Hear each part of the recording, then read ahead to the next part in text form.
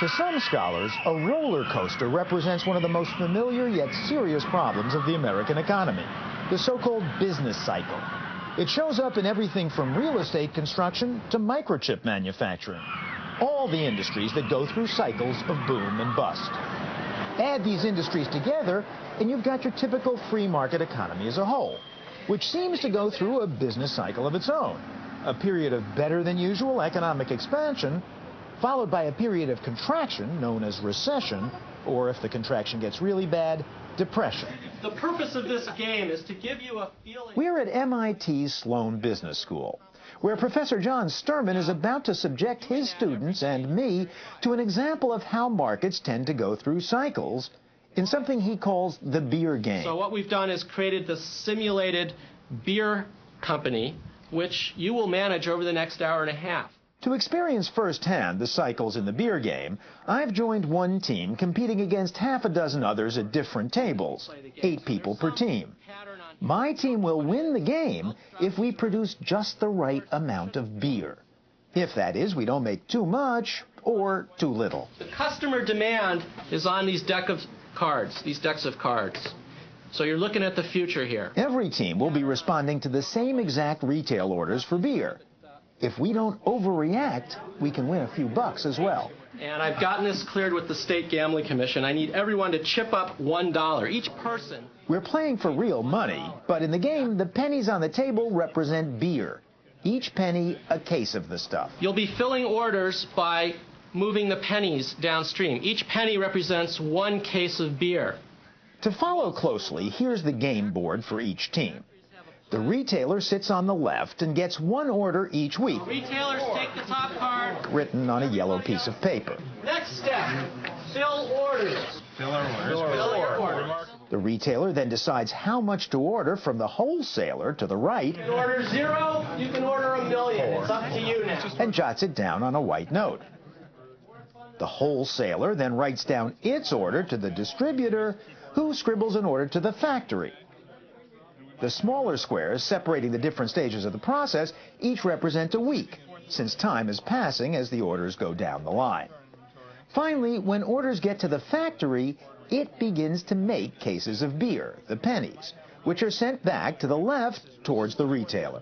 Receive inventory, advance shipping delays. This is the 4th week. So we have 4, and it was just 4s rolling around. So now we got 16 inventory. At this point, I was about as baffled as you may be. Fill your order. Okay, Fill our orders. It's a 4. That's another 4. But I was beginning to get the drift. In the game, as in real life, the problem would be to exactly match the beer with the orders. We'd lose points for carrying too much inventory at any stage of the process, because in real life, carrying inventory costs money. But if we ran out of beer, we would also be penalized, since in real life, our customers would have gone elsewhere.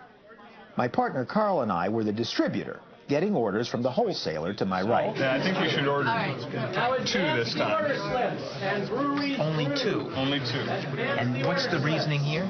Well, because the trend in the order seems to be going up. We have 6 now, and we had 4 last time. We want to make sure we don't stock out. Fill your incoming orders. The strategy's working because we're at a steady state here, right? Right. We're trying to keep a steady state in inventory as low as possible. Okay, great.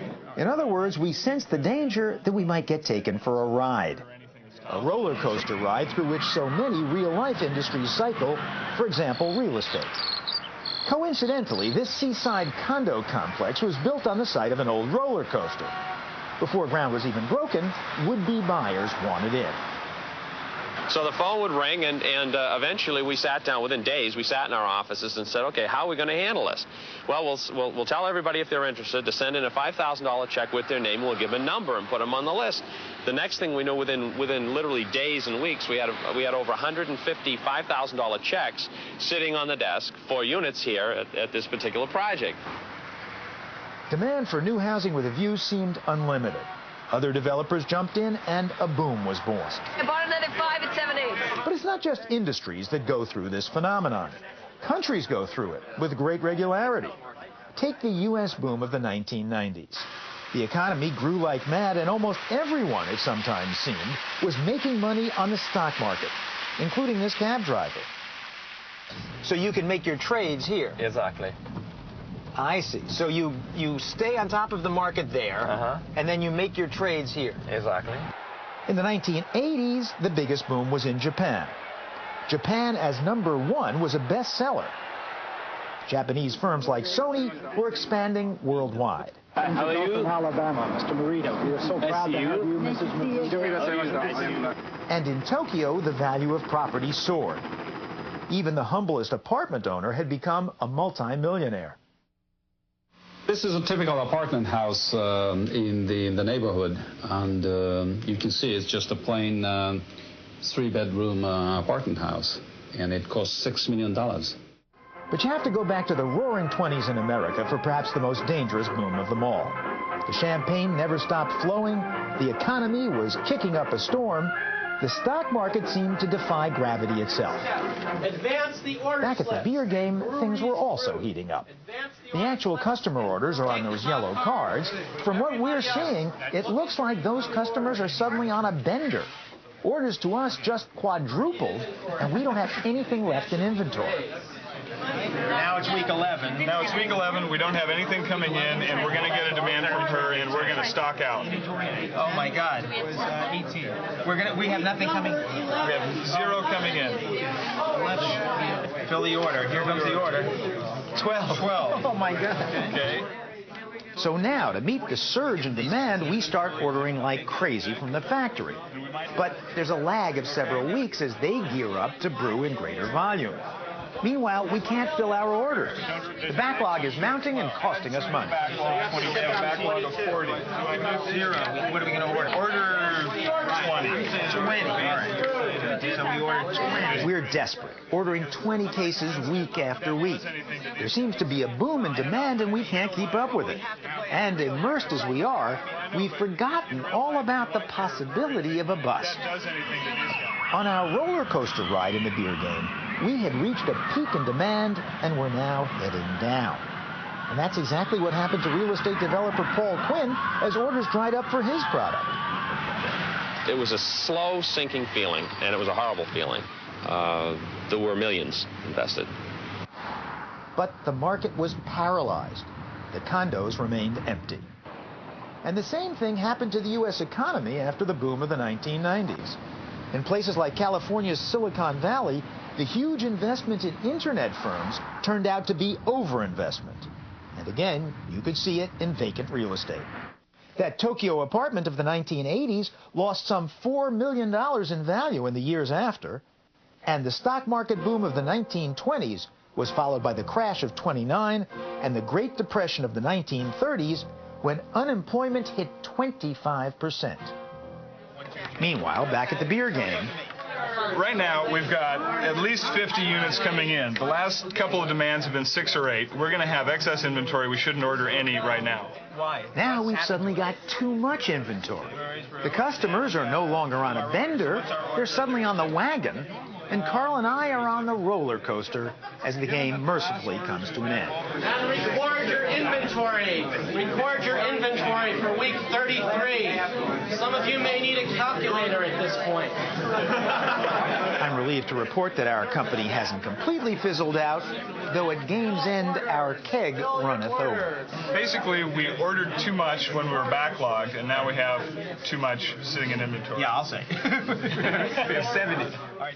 In a debriefing session, Sturman showed us the graphs we had drawn of how consumer demand had, we thought, shot up and crashed.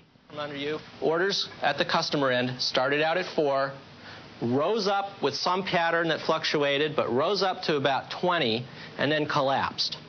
Every team drew the same graph. We all blamed unpredictable demand and the professor who'd rigged it. Everyone here is telling me that it was my fault, not your fault, that we experienced these fluctuations. The customers fluctuated. We just reacted to that. What's actually going on? During the game, only students in the role of retailer saw the customer's initial demand, as written by Professor Sturman on those yellow cards. At last, Sturman's secret would be revealed. Well, I'm embarrassed to say really now that it was after it started at 4 for the few rounds that we did, it hopped up to 8 and then stayed there for the whole time. Right. It was 4 for the first 4 weeks. In week 5, customer orders jumped up to 8, and it was 8, 8, 8, 8. Yes, there was a rise in demand, but, and here's the moral of the story, we had created the cycle by overreacting every step of the way. Even the level-headed Keystone team overreacted, but less dramatically than the rest of us, and that's why Keystone won the game and the bankroll the class had wagered. Who's the Keystone treasurer? Okay, there you go. $68 is a meager return on the high-cost investment of attending MIT, but there was a priceless lesson here about the business cycle. It's not dead, and in the past, every time it's been reported as dead, it's resurfaced with a vengeance. For 200 years, the entire industrial era, business cycles have continued. They're not perfectly regular. We're not in a pendulum clock, but there's no reason to think that the business cycle has gone away.